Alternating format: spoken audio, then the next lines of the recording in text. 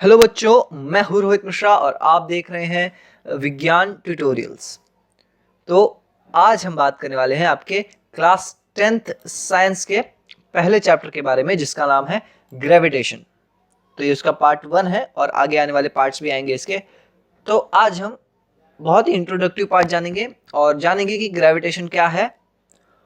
ये चैप्टर आपको बहुत ही ज़्यादा इंटरेस्टिंग लगने वाला है, बिकॉज इसमें आप यूनिवर्स के बारे में जानेंगे। अगर आपको यूनिवर्स के बारे में जानने में बहुत इंटरेस्ट है तो आपके लिए चैप्टर बहुत ही ज़्यादा इंटरेस्टिंग होने वाला है। ठीक है, तो बिना किसी देरी के चलिए शुरू करते हैं लेक्चर को।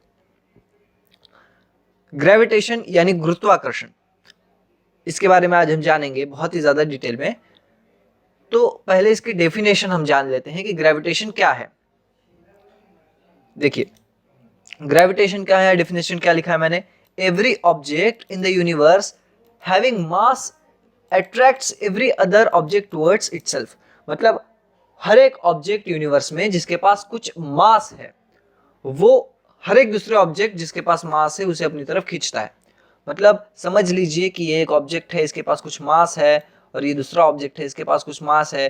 तो ये दोनों ऑब्जेक्ट एक दूसरे को अपनी तरफ खींचेंगे। ठीक है, ये इसको अपनी तरफ खींचेगा, ये इसको अपनी तरफ खींचेगा। ओके, तो हर एक ग्रेविटेशन एक ऐसा फिनोमिना है या फिर एक ऐसी प्रॉपर्टी है ऑब्जेक्ट्स की या फिर पार्टिकल्स की या फिर मैटर की, जिसके पास मास हो यूनिवर्स में, वो हर एक दूसरे पार्टिकल को अपनी तरफ खींचना चाहेगा। ठीक है, तो gravitation is a property by which every mass containing object या फिर मटेरियल अट्रैक्ट्स एवरी अदर मास कंटेनिंग ऑब्जेक्ट्स टुवर्ड्स इटसेल्फ। कहाँ खींचता है? वो अपनी तरफ खींचता है हर एक चीज को। ठीक है, खींचता होगा तो कुछ फोर्स भी होगा। तो जिस फोर्स से या फिर जिस ताकत से वो दूसरे ऑब्जेक्ट को अपनी तरफ खींचता है, ठीक है, जिस ताकत से वो दूसरे ऑब्जेक्ट को अपनी तरफ अट्रैक्ट करता है, उसे हम ग्रेविटेशनल फोर्स कहेंगे। ठीक है, तो दोनों ऑब्जेक्ट एक दूसरे को खींच रहे हैं और जिस फोर्स से एक दूसरे को अपनी तरफ खींच रहे हैं, उस फोर्स को हम ग्रेविटेशनल फोर्स कहेंगे। ठीक है, ऐसा क्यों होता है? देखिए, अब आपको मैं थोड़ा सा डिटेल में बता रहा हूं, ये आपको एक एक्स्ट्रा नॉलेज की तरह है। समझ लीजिए, हमारा जो यूनिवर्स है उसमें स्पेस और टाइम क्या है? कारपेट की तरह है। समझ लीजिए कारपेट की तरह है। ठीक है, स्पेस और टाइम एक चादर की तरह फैला हुआ है हमारे यूनिवर्स में। तो यहां देखिए, इसे हम, ये स्पेस और टाइम का चादर है। तो जो भी मास कंटेनिंग ऑब्जेक्ट है, ठीक है, जिसमें भी मास है, वो क्या कर रहा है? स्पेस और टाइम में क्या कर रहा है? थोड़ा सा छेद बना रहा है, मतलब थोड़ा सा इसे गड्ढा सा बना रहा है इसके अंदर। ये क्या होगा? यहाँ पे थोड़ा सा कर्व हो जाएगा।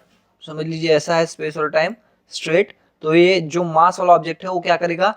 एक थोड़ा सा गड्ढा बना देगा स्पेस और टाइम में, और इसकी वजह से जो दूसरा ऑब्जेक्ट है जिसके पास मास है वो भी दूसरा गड्ढा बना देगा। और इसकी वजह से एक दूसरे की तरफ अट्रैक्ट होंगे। ये यहाँ खींचा चला जाएगा बिकॉज ये गड्ढे के अंदर गिरना चाहेगा, ये भी इस गड्ढे के अंदर गिरना चाहेगा। ठीक है, मतलब स्लोप बन जाएगा। कोई भी ऑब्जेक्ट अगर रखा है तो अगर यहाँ कुछ ऐसा स्लोप है, समझ लीजिए यहाँ ऐसा स्लोप है, और मैंने यहाँ पे ऑब्जेक्ट रखा है, तो क्या होगा? वो गिर के यहाँ आना चाहेगा। सही बात है ना? तो इसी वजह से जो है एक ऑब्जेक्ट दूसरे ऑब्जेक्ट को अट्रैक्ट करता है, बिकॉज स्पेस और टाइम का जो चादर है उसमें मास वाले ऑब्जेक्ट क्या कर देते हैं? गड्ढा सा या फिर एक छोटा सा लूप बना देते हैं, कर्व बना देते हैं, और इसकी वजह से एक दूसरे वो गड्ढे में एक ऑब्जेक्ट दूसरा ऑब्जेक्ट गिर जाता है वो गड्ढे में, और इसकी वजह से वो एक दूसरे की तरफ खींचे आते हैं। ठीक है, जैसे कि बहुत बड़े बड़े ऑब्जेक्ट्स हो गए, जैसे कि सन हो गया, बड़े बड़े स्टार्स हो गए, ब्लैक होल्स हो गए, ये बहुत बड़ा गड्ढा बनाते हैं, बहुत बड़ा मैसिव। ये देखिए, अगर एक छोटा सा प्लेनेट अर्थ इतना सा कर्व करे स्पेस और टाइम को, तो ये जो हमारे बड़े बड़े ऑब्जेक्ट्स हैं, ऐसे ब्लैक होल्स हो गए, स्टार्स हो गए, न्यूट्रिनो स्टार हो गए, ठीक है, न्यूट्रॉन स्टार्स हो गए, ये इतना बड़ा बड़ा गड्ढा बना देते हैं। मतलब बहुत डीप तक स्पेस और टाइम को ये कर्व कर देते हैं, और इसकी वजह से इनका जो ग्रेविटेशनल फोर्स है वो बहुत ज़्यादा होता है। मतलब समझिए कोई ऑब्जेक्ट इतना भी पास आ जाए यहाँ, तो सीधे वो यहाँ तक अंदर खींचा चलाएगा इस गड्ढे के अंदर। ठीक है, तो इनका जो ग्रेविटेशनल फोर्स या फिर ग्रेविटेशनल जो फील्ड है इनका, ऐसे बड़े ऑब्जेक्ट्स का, ये बहुत ही ज़्यादा होता है। तो ये थोड़ा ज़्यादा डिटेल में हो गया था, आपको इतना ही याद रखना है कि ग्रेविटेशनल जो फोर्स है वो क्या है, हर एक मास वाला ऑब्जेक्ट यूनिवर्स में दूसरे मास वाले ऑब्जेक्ट को अपनी तरफ खींचता है, और उस फोर्स को, जिस फोर्स से वो अपनी तरफ खींच रहा है एक दूसरे को, उसे हम ग्रेविटेशनल फोर्स कहेंगे। ठीक है, देखिए अब ये फोर्स किस पे डिपेंड करता है, जाहिर सी बात है ये दोनों के मास पे डिपेंड करता है, बिकॉज मास की वजह से गड्ढा आ रहा है ना स्पेस और टाइम में, तो ये मास के ऊपर डिपेंड करता है और डिस्टेंस के ऊपर डिपेंड करता है।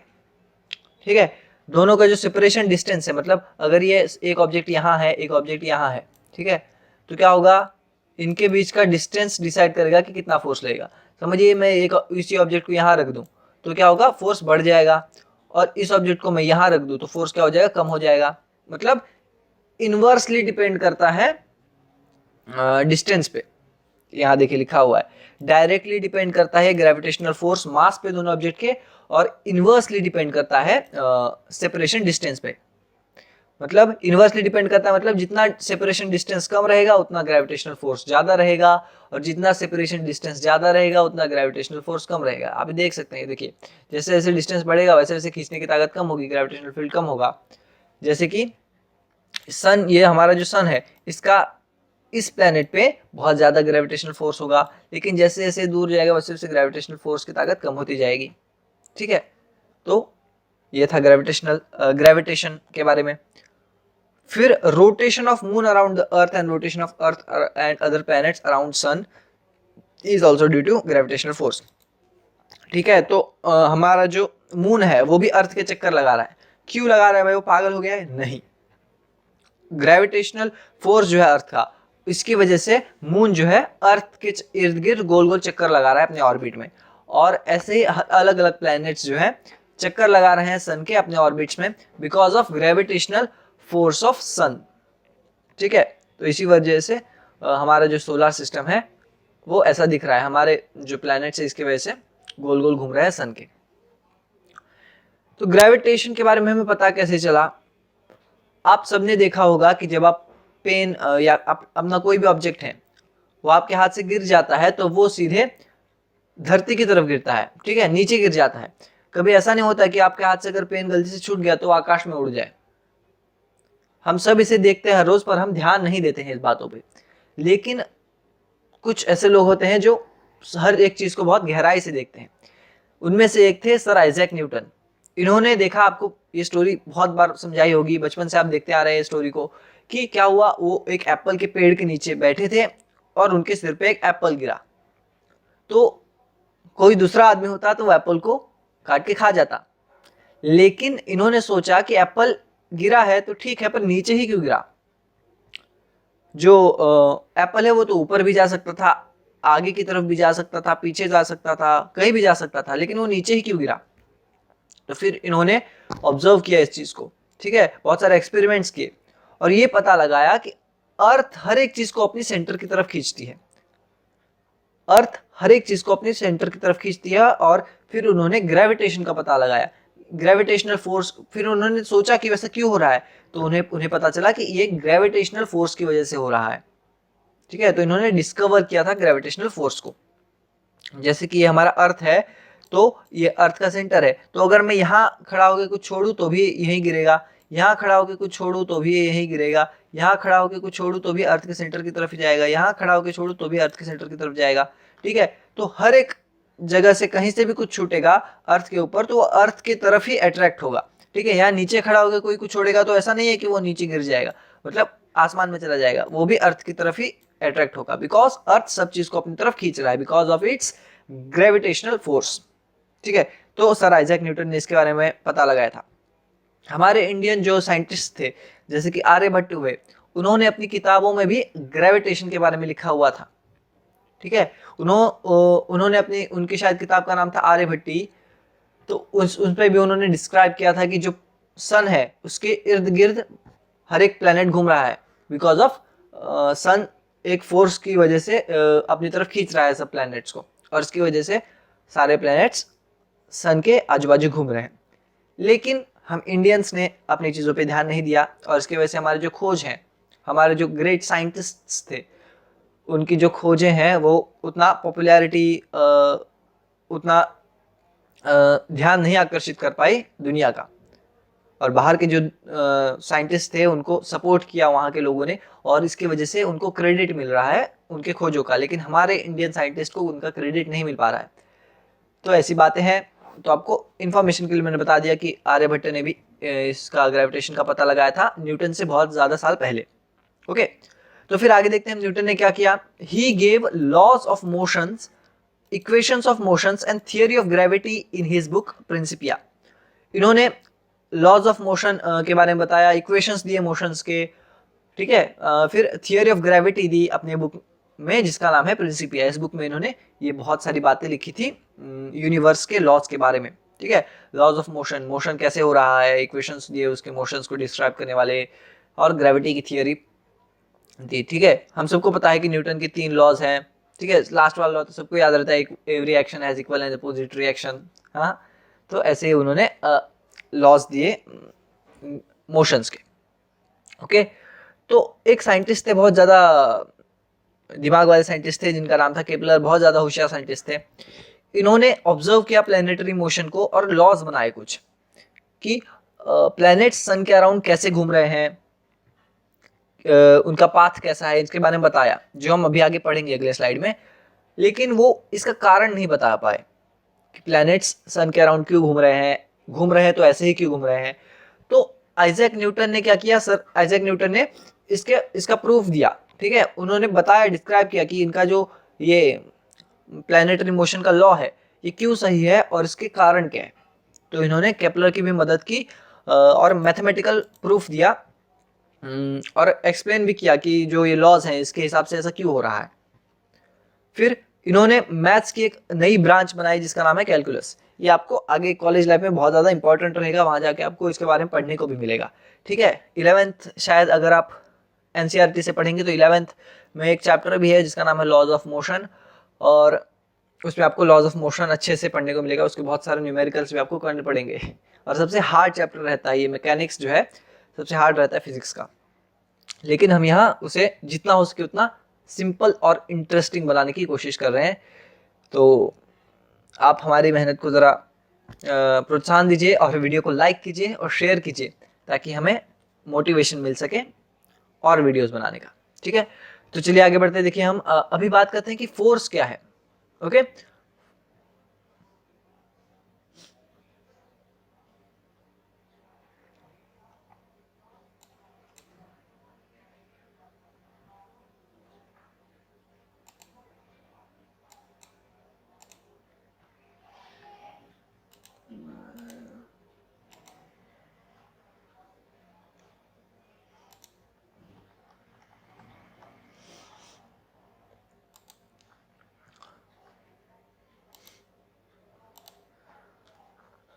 तो चलिए देखते हैं कि फोर्स क्या है।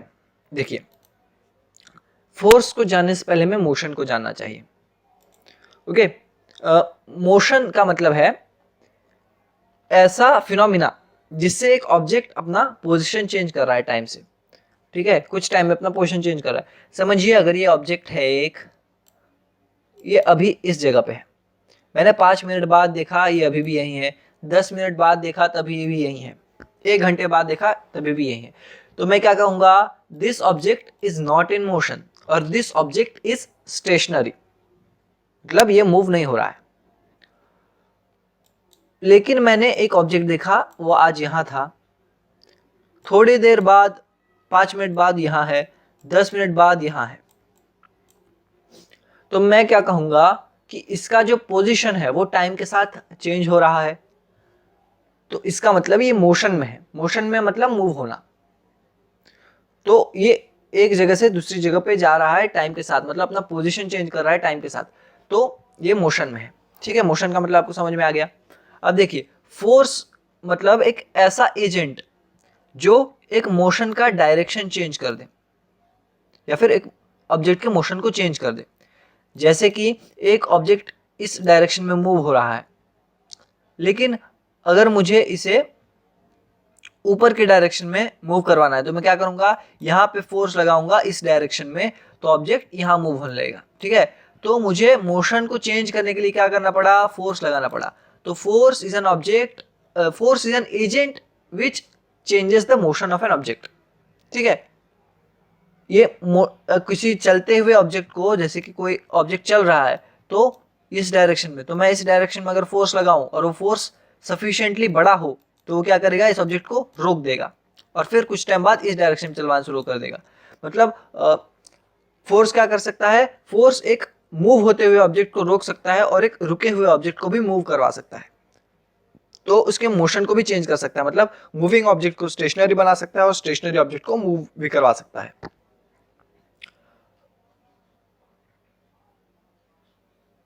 ठीक है, ये और ऊपर से वेलोसिटी भी चेंज कर सकता है। मतलब समझिए ये एक ऑब्जेक्ट है, ये मूव हो रहा है यहाँ किसी स्पीड से, लेकिन मैं अगर और एक स्पीड लगा दूं या और एक यहाँ इस साइड से फोर्स लगाऊं तो क्या होगा, इसका स्पीड बढ़ते जाएगा बिकॉज मैं यहाँ से फोर्स लगा रहा हूँ। तो ये क्या कर रहा है, फोर्स बढ़ा रहा है। फोर्स बढ़ रहा है तो क्या हो रहा है, वेलोसिटी भी बढ़ रही है। मतलब फोर्स जो है मोशन की वेलोसिटी भी बढ़ा सकता है। अगर मैं इस साइड से फोर्स लगाना शुरू कर दूं तो क्या होगा, ये ऑब्जेक्ट तो घूम तो इस साइड, जा तो इस साइड रहा है, लेकिन मैं अपोजिट डायरेक्शन में फोर्स लगा रहा हूं तो क्या होगा, यहाँ इस ऑब्जेक्ट का जो वेलोसिटी है वो धीरे धीरे कम होती जाएगी और फिर ये ऑब्जेक्ट रुक जाएगा। ठीक है, तो ये फोर्स यहाँ क्या कर रहा है, अपना ऑब्जेक्ट की वेलोसिटी को चेंज कर रहा है। ठीक है, ये देखिए यहाँ जो है ये हमारा पत्थर है, ये पत्थर समझिए नीचे आ रहा है, तो हमारा ये जो सुपरमैन है, क्योंकि इंसान तो इतने बड़े पत्थर को रोक नहीं सकता है, तो हमारा ये जो सुपरमैन है वो क्या कर रहा है, ये मोशन इस डायरेक्शन में हो रहा है पत्थर का, लेकिन ये फोर्स लगा के मोशन को उल्टे डायरेक्शन में करवाना चाहता है। तो यहाँ फोर्स ने क्या किया, फोर्स ने डायरेक्शन ही चेंज कर दिया मोशन का। ठीक है, अब ये देखिए ये साइकिलिस्ट है यहाँ, समझिए ये साइकिलिस्ट जो है यहीं खड़ी है, 5 मिनट बाद भी यहीं खड़ी है, 10 मिनट बाद यहीं खड़ी है, तो मैं क्या कहूँगा, ये मोशन में नहीं है।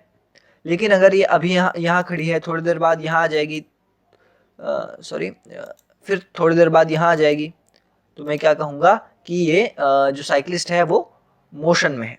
ठीक है, अगर उसका पोजीशन चेंज होगा। तो ये था फोर्स और मोशन। मोशन मतलब पोजीशन का चेंज होना टाइम के साथ, और फोर्स मतलब ऐसा एजेंट जो कि मोशन को चेंज कर दे, मोशन की डायरेक्शन को चेंज कर दे या मोशन के वेलोसिटी को चेंज कर दे। ठीक है, इसे हम फोर्स कहेंगे। फिर देखिए अब हम केपलर्स लॉ के बारे में जानते हैं। हमने देखा था पीछे कि केपलर कौन थे और इन्होंने प्लैनेटरी मोशन का लॉ दिया था। ठीक है, तो इनके उन्हीं लॉज को हम अभी जानेंगे। इन्होंने क्या कहा था कि जो प्लैनेट के ऑर्बिट्स हैं वो इलिप्स हैं। ठीक है, मतलब सर्कुलर नहीं, सर्कल मतलब ऐसा जहां की हर एक साइड सेम हो और सर्कल का एक सेंटर होता है यहाँ। ठीक है, तो इन्होंने क्या कहा था कि प्लैनेट्स के जो ऑर्बिट है, मतलब जिस पाथ पे प्लैनेट घूमते हैं सन के अराउंड, वो कैसे हैं, सर्कुलर नहीं है, वो इलिप्स है, मतलब अंडाकार है, ऐसे हैं।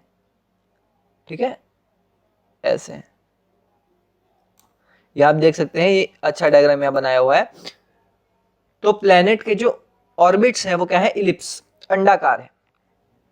सर्कल का एक ही सेंटर होता है, लेकिन इलिप्स के जो है ये 2 फोसाई होते हैं। इन्हें फोकाई भी कहा जाता है, फोसाई भी कहा जा सकता है, जो भी आपको कहना है, लेकिन आपको ये याद रखना है कि इनके 2 फोसाई होते हैं। जैसे सर्कल का एक सेंटर होता है वैसे इलिप्स के 2 फोसाई होते हैं, और इनमें से किसी एक फोसाई पे सन सिचुएटेड हो सकता है। मतलब समझिए सन इस फोसाई पे सिचुएटेड है। ठीक है, और प्लैनेट यहाँ है। जैसे कि सर्कल का एक सेंटर है वैसे ही इलिप्स के 2 फोसाई हैं और एक फोसाई पे सन होता है। ठीक है, प्लैनेट के एक फोसाई पे सन होता है और ये प्लैनेट जो है उसके ऐसे चक्कर लगाते रहता है सन के। मतलब प्लैनेट कभी जो है सन के बहुत पास होता है और कभी सन के बहुत दूर होता है। ठीक है, ये था उसका फर्स्ट लॉ। फर्स्ट लॉ में क्या उन्होंने बताया कि इलिप्टिकल ऑर्बिट होते हैं या फिर इलिप्स ऑर्बिट होते हैं प्लैनेट्स के सन के अराउंड, और इलिप्स में 2 फोसाई होते हैं और इन 2 फोसाई में से किसी एक फोसाई पे सन सिचुएटेड होता है। बस ये फर्स्ट लॉ था। फिर सेकेंड लॉ है, the line joining the planet and the sun sweeps equal area in equal interval of time. मतलब ये देखिए मैं आपको समझाता हूं अच्छे से। ये एक लाइन है, मैंने यहां इसको ए पॉइंट दे दिया।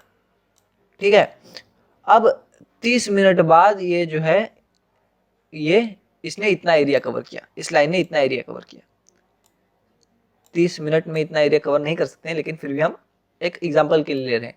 30 मिनट में इसने इतना एरिया कवर किया, ठीक है। अब मैं ऐसा ही कोई दूसरा लाइन यहाँ पे लूंगा, ओके, यहाँ आना चाहिए लाइन, ओके, यहाँ से शुरू हुआ और फिर 30 मिनट बाद जो है ये लाइन यहाँ पहुंच गया, ओके, 30 मिनट बाद यहाँ पहुंच गया। तो फिर क्या कहा गया है, ये जो एरिया है ये इक्वल है इस एरिया के, मतलब चाहे प्लेनेट कहीं भी हो इस अपने ऑर्बिट में, चाहे प्लेनेट कहीं भी हो, लेकिन वो एक इक्वल टाइम में इक्वल ही एरिया कवर करता है, ठीक है, मतलब इक्वल टाइम में इक्वल एरिया कवर करेगा। ये मैं इस फोकस से लेके कहीं भी एक लाइन बना दूं और समझिए ये थोड़े टाइम के बाद इतना एरिया इस लाइन ने कवर किया, तो यही लाइन अगर मैं यहाँ बनाऊंगा और सेम ही टाइम दूंगा और इतना एरिया अगर ये कवर करेगा, तो ये एरिया और ये एरिया सेम होंगे, ठीक है। तो ये थी सेकेंड प्रॉपर्टी। इसमें क्या कहा गया था, the line joining the planet and the sun sweeps equal area and equal interval of time, मतलब एक लाइन अगर मैं बना दूं और वो प्लैनेट को ज्वाइन करेगी, ठीक है, और फिर कुछ टाइम के बाद वो लाइन कुछ एरिया स्वाइप करेगा, तो वो प्लैनेट कहीं भी हो वो एरिया इक्वल ही होगा। अगर टाइम सेम है तो वो एरिया हमेशा इक्वल ही होगा, ओके। ये था सेकेंड लॉ।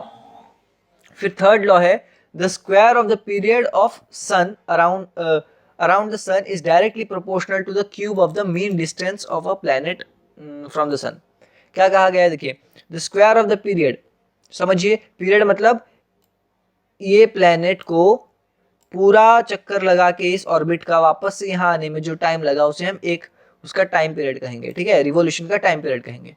मतलब इस पॉइंट से पूरा घूम के वापस से इसी पॉइंट पे आने पे जितना टाइम लगा उसे हम क्या कहेंगे, टाइम पीरियड। तो इस इक्वेशन में क्या कहा गया है, टाइम पीरियड का स्क्वायर डायरेक्टली प्रोपोर्शनल है mean distance of a planet from the sun, ठीक है, mean distance cube root of the mean distance of planet from the sun. मतलब मीन डिस्टेंस क्या होता है, देखिए यहाँ पे डिस्टेंस अलग है सन से प्लैनेट का, यहाँ पे डिस्टेंस अलग है, यहाँ पे डिस्टेंस अलग है, यहाँ पे डिस्टेंस अलग है, तो इन सबका जो मीन निकालेंगे हम डिस्टेंस का, हाँ, तो उसका क्यूब जो है वो टाइम पीरियड के स्क्वायर से प्रोपोर्शनल रहेगा, ओके। क्या कहा गया है, time period, the square of the time period around the sun is directly proportional to the mean of distance of planet from the sun, ठीक है। काम का फॉर्मूला है, आपको याद रखना है। इसे हम ऐसे भी ले सकते हैं, T square upon R cube is equal to constant, ठीक है। हम आर को क्या किए, नीचे ले गए, ठीक है, तो T square upon R cube is equal to constant. ये एक फॉर्मूला है जिसको आपको आगे डिराइव करना पड़ेगा जब हम न्यूटन का इनवर्स स्क्वायर लॉ पढ़ेंगे। देखिए, फिर हम पढ़ रहे हैं Newton's universal law of gravitation. जो मैंने आपको स्टार्टिंग में डेफिनेशन बताई थी ग्रेविटेशन की, वो सेम ही डेफिनेशन यहाँ है, बिकॉज न्यूटन ने ही ग्रेविटेशन का डेफिनेशन दिया था और बहुत ही सही डेफिनेशन है। तो इन्होंने क्या कहा था, हर एक ऑब्जेक्ट यूनिवर्स में हर एक अदर ऑब्जेक्ट को अट्रैक्ट कर रही है अपनी तरफ, और जिस फोर्स से वो अट्रैक्ट कर रही है उसे हम ग्रेविटेशन कहते हैं, ठीक है। और ये किस पे डिपेंड कर रहा है, ग्रेविटेशनल फोर्स। समझिए ग्रेविटेशनल फोर्स को मैं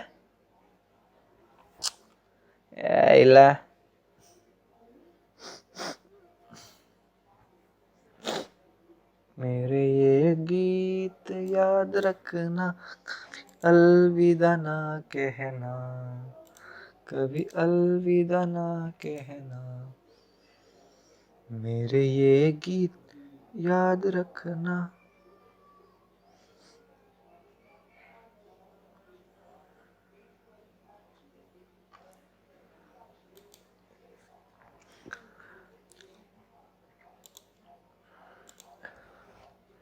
तो चलिए अब जानते हैं Newton's universal law of gravitation के बारे में। जो मैंने आपको स्टार्टिंग में लॉ बताया था या फिर ग्रेविटेशन की डेफिनेशन बताई थी, वही डेफिनेशन है जो न्यूटन ने दी थी, ठीक है। बिकॉज न्यूटन ने बहुत ही सही डेफिनेशन दी थी कि कोई भी मास वाला ऑब्जेक्ट यूनिवर्स में दूसरे मास वाले ऑब्जेक्ट को अपनी तरफ अट्रैक्ट करेगा, और जिस फोर्स से वो एक दूसरे को अट्रैक्ट करेंगे अपनी तरफ उसे हम ग्रेविटेशनल फोर्स कहेंगे, ओके। अब ये फोर्स किससे प्रोपोर्शनल है, किससे इनवर्सली प्रोपोर्शनल है, क्या बताया था उसने। तो समझिए, मैं अगर फोर्स को F से डिनोट करूं, ग्रेविटेशनल फोर्स को, तो उन्होंने कहा था gravitational force is directly proportional to the masses of the object. समझिए, एक ऑब्जेक्ट है उसका मास है m1, एक ऑब्जेक्ट है उसका मास m2 है। तो ये डायरेक्टली समझिए, यहाँ मैं आपको डायग्राम बनाता हूँ। देखिए, एक ऑब्जेक्ट है, ये दूसरा ऑब्जेक्ट है, इसका मास है m1, इसका मास है m2। ओके, इन दोनों के बीच में डिस्टेंस है r। क्या है? r डिस्टेंस है। तो ग्रेविटेशनल फोर्स इन दोनों के बीच में कितना लग रहा है, ठीक है, मतलब एक दूसरे को ये कितनी ताकत से अपनी तरफ खींच रहे हैं। ये इसको यहाँ खींच रहा है, इसको यहाँ खींच रहा है, सॉरी, इसको इस तरफ खींच रहा है, इसको इस तरफ खींच रहा है, ठीक है। तो कितने ताकत से ये एक दूसरे को अपनी तरफ खींच रहे हैं, उसे हम ग्रेविटेशनल फोर्स कहेंगे। तो ग्रेविटेशनल फोर्स को हम कैसे लिख सकते हैं भाई? तो क्या कहते हैं, gravitational force is directly proportional to the masses.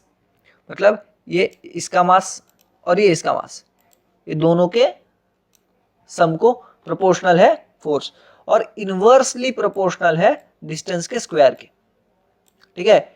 Inversely proportional है, डिस्टेंस जो है यहां से यहां तक r है, तो ये जो ग्रेविटेशनल फोर्स है वो इनवर्सली प्रोपोर्शनल है डिस्टेंस के स्क्वायर के, ठीक है। अब मुझे अगर ये प्रोपोर्शनैलिटी का साइन हटाना है तो मुझे कांस्टेंट देना पड़ेगा। ये जो साइन है मुझे हटाना है तो मुझे कांस्टेंट देना पड़ेगा। तो मैं लिखूंगा F is equal to G m1 m2 upon r square, ठीक है, G m1 m2 upon r square.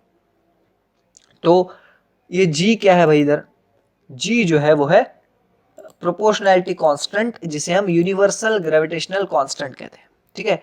इसे हम क्या कहते हैं? Universal gravitational constant. G की वैल्यू मैं आपको याद, आपको ये करना पड़ेगा, G की value 6.67 into 10⁻⁻11 newton metre, metre square पर केजी स्क्वायर, ठीक है। ये है G का वैल्यू। से अच्छे से मैं आपको बॉक्स बनाता हूं, इसे आप लिख लीजिए, ये नोट्स बनाइए, बहुत इंपॉर्टेंट है ये नोट्स, ठीक है। तो ये G क्या है? ये है यूनिवर्सल ग्रेविटेशनल कांस्टेंट। ये आपको आ सकता है एमसीक्यू में, ठीक है, फिल इन द ब्लैंक्स में भी आ सकता है। ये हमने G यहाँ क्यों डाला? देखिए, याद रखिए, मैं आपको बहुत ही बेसिक से सिखा रहा हूँ अब, मैथमेटिक्स भी। तो जब भी हम कोई प्रोपोर्शनल है किसी चीज से, कोई चीज, तो जब भी हम ये प्रोपोर्शनैलिटी का साइन हटाएंगे तो हमें कांस्टेंट ऐड करना पड़ता है। तो हमने एक इधर कांस्टेंट ऐड किया है जो कि है G, और G का क्या वैल्यू है? 6.67 इंटू 10⁻⁻11 न्यूटन मीटर स्क्वायर पर केजी स्क्वायर, ठीक है। अब अभी रेस टू है 10 ये 10 वो, तो ये रेस टू वाले सम भी मैं आपको सिखाऊंगा कि कैसे सॉल्व करने हैं। आप टेंशन मत लीजिए, खाली आप ये देखते रहिए, ठीक है, वीडियोस देखते रहिए, आपको सब आ जाएगा धीरे धीरे। हमें कोई जल्दी नहीं करनी है, हम आराम से करेंगे इसे, ओके। तो G क्या है? प्रोपोर्शनैलिटी ऑफ कांस्टेंट, जिसे हम यूनिवर्सल ग्रेविटेशनल कांस्टेंट कहते हैं। ये भी फॉर्मूला आपको याद रखना है, बहुत इंपॉर्टेंट फॉर्मूला है, आपके बहुत सारे समस्या हो जाएंगे। F is equal to G m1 m2 upon r square. समझ लीजिए, अभी मैं आपको यही एक एग्जांपल कराता हूँ। अगर एक मास है 1 kg का और एक मास है दूसरा भी 1 kg का, और इसके बीच में डिस्टेंस है, समझ लीजिए 1 मीटर, ठीक है। तो हम क्या करेंगे, इसका आपको बोला कि फाइंड द ग्रेविटेशनल फोर्स, तो आप क्या करेंगे? F is equal to G m1 m2, मतलब G क्या है? 6.67, सॉरी 7 इधर आएगा, 7 इंटू 10⁻⁻11 न्यूटन मीटर स्क्वायर, यहाँ लिखने की जरूरत नहीं है। फिर इंटू मास m1 क्या है? 1 मीटर, 1 kg, m2 क्या है? 1 kg, फिर इनके बीच में डिस्टेंस कितना है? 1 किलोमीटर यहाँ कर लीजिए, ठीक है। फिर अपने को कन्वर्ट नहीं करना पड़ेगा, 1 किलोमीटर, ठीक है। 1 क्या हो जाएगा? 1 इंटू 1 इंटू 1 सब, तो आंसर क्या आएगा आपका? 6.6 इंटू 6.67 इंटू 10⁻⁻11, ठीक है, न्यूटन्स। ये आपका आंसर आएगा। इतना सिंपल है, आपको खाली मल्टीप्लिकेशन करना है। और अगर आपको ज़्यादातर बड़े नंबर देंगे नहीं आपको डिवीजन के लिए, मतलब डिस्टेंस का ज़्यादा बड़ा नंबर देंगे नहीं, तो इजीली आपको सॉल्व करना है, इसमें कुछ भी हार्ड नहीं है। तो यहाँ देखिए, so when the mass of the one object is doubled, the force between the two objects also doubles. जब एक मास, हम दोनों ऑब्जेक्ट का मास क्या करेंगे, डबल करेंगे, तो फोर्स क्या हो जाएगा, डबल हो जाएगा। ठीक है, बिकॉज फोर्स डायरेक्टली प्रोपोर्शनल है। देखिए यहाँ फोर्स क्या है, डायरेक्टली प्रोपोर्शनल है एम से ना। इसके लिए जैसे एम बढ़ाएंगे तो एफ भी बढ़ेगा, लेकिन जब हम आर को बढ़ाएंगे, मतलब डिस्टेंस को बढ़ाएंगे, तो एफ क्या होगा, कम होगा। ठीक है, बिकॉज आर इनवर्सली प्रोपोर्शनल है, डिवीजन में है, मतलब जितना बड़ा नंबर डिवीजन में रहेगा उतना छोटा आंसर आएगा एफ का। तो आपको यही याद रखना है कि जैसे जैसे जब हम दोनों के मास को डबल करेंगे तो हमारा फोर्स भी डबल होगा। ठीक है, किसी भी एक ऑब्जेक्ट के मास को डबल करेंगे तो हमारा फोर्स भी डबल होगा, और जब हम जो हमारा डिस्टेंस है उसको डबल करेंगे तो हमारा जो फोर्स है वो 4 के फैक्टर से कम होगा। 4 के फैक्टर से क्यों कम होगा, बिकॉज वो इनवर्सली प्रोपोर्शनल है आर के स्क्वायर के। ठीक है, मतलब समझिए हमने उसका डिस्टेंस जो है 1 था, इस डिस्टेंस को हमने 2 किया, तो क्या हो जाएगा, F is equal to, F is directly proportional to inversely proportional to 2 का स्क्वायर। ठीक है, मतलब क्या हो जाएगा, 1/4 हो जाएगा। तो मतलब F जो है वो 4 के फैक्टर से कम होगा। जैसे हम डबल करेंगे डिस्टेंस तो वो फोर्स 4 के फैक्टर से कम हो जाएगा। ठीक है, अब आपको कुछ सम सॉल्व करने के लिए ये फॉर्मूलाज याद रखने हैं आपको, ये काइनेमेटिकल इक्वेशंस। ठीक है, इनको आपको याद रखना है। v क्या है, v जो है वो फाइनल वेलोसिटी है, u जो है वो इनिशियल वेलोसिटी है, a है एक्सेलरेशन, t है टाइम, s जो है ये है डिस्टेंस। यही आपको याद रखना है, आप इसे लिख के दीवार पे चिपका लीजिए, हर रोज आपको ये याद रखना है। ठीक है, और एक चीज आपको याद रखनी है, f का एक और फॉर्मूला है जो कि न्यूटन के सेकेंड लॉ से दिया जाता है, वो है F is equal to M A. F is equal to M A, इसका जो है डिफरेंशिएशन का फॉर्मूला भी है, लेकिन आपको वो अभी याद नहीं रखना है, आपको खाली याद रखना है F is equal to M A. ठीक है, तो इसके सम जो है अगले लेक्चर में देखेंगे। अगले लेक्चर का शुरुआत हम करेंगे वो दोनों सम से जो आपके बुक में दिए हैं। आप ट्राई कीजिए उसे खुद से सॉल्व करने का, सॉल्यूशन मत देखिए, खुद से सॉल्व करने का ट्राई कीजिए। नहीं होता है तो मैं अगले लेक्चर में जरूर बताऊंगा इसे। ठीक है, तो जो फॉर्मूलाज मैंने बताए हैं उन्हें लर्न कीजिए, और फिर मिलते हैं आपसे अगले लेक्चर में। वीडियो पसंद आया हो तो प्लीज चैनल को लाइक कर दे, सब्सक्राइब कर दे और बेल आइकन दबा दे, ताकि आपको आगे आने वाली वीडियोस की नोटिफिकेशन मिलते रहे। तब तक के लिए धन्यवाद।